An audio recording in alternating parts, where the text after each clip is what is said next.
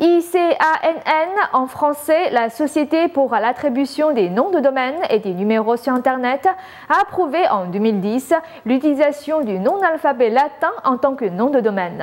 À partir de la mi-octobre, les caractères chinois apparaîtront pour la première fois à la fin du nom de domaine. À l'avenir, l'utilisation actuelle de .cn sera remplacée par .la Chine en caractères chinois.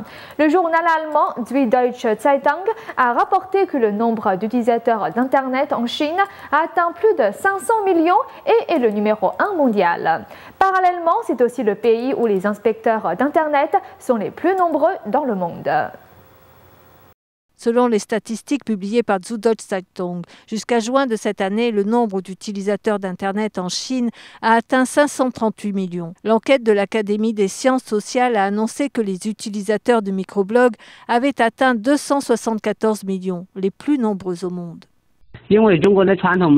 Comme les médias traditionnels chinois tels que les journaux, la radio, la télévision sont tous soumis à la censure et ne permettent pas au public d'avoir accès à la vérité et qu'aujourd'hui Internet diffuse l'information en temps opportun, les internautes sont plus enclins à obtenir l'information via l'Internet. Les utilisateurs d'Internet en Chine ont donc augmenté rapidement, dépassant le nombre de 500 millions. Le reportage soulignait également que la Chine détient non seulement le record du nombre d'utilisateurs de l'Internet, mais aussi celui du nombre d'inspecteurs du réseau. L'autocensure est une pratique quotidienne et il y a tous les jours de nouveaux mots-clés interdits. Néanmoins, le microblogging en Chine reste toujours le lieu le plus actif des débats sur l'Internet, au point que les webmasters n'arrivent même plus à les contrôler. Actuellement, les services et les fonctionnaires du gouvernement du PCC ont ouvert 18 000 comptes de blog. Le seul site, Zhenmin, a mobilisé 6 éditeurs spécialement pour s'occuper des blogs. La Chine a mis en œuvre la surveillance du réseau afin de contrôler les paroles des citoyens.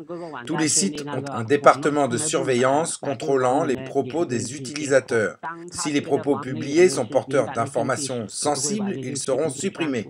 Gu Xuan travaille depuis 2005 pour le plus ancien et le plus célèbre blog en Chine, le blog Sina, et fut ultérieurement le rédacteur en chef. Le blog Sina a été classé parmi les 100 premiers dans le trafic mondial professionnel.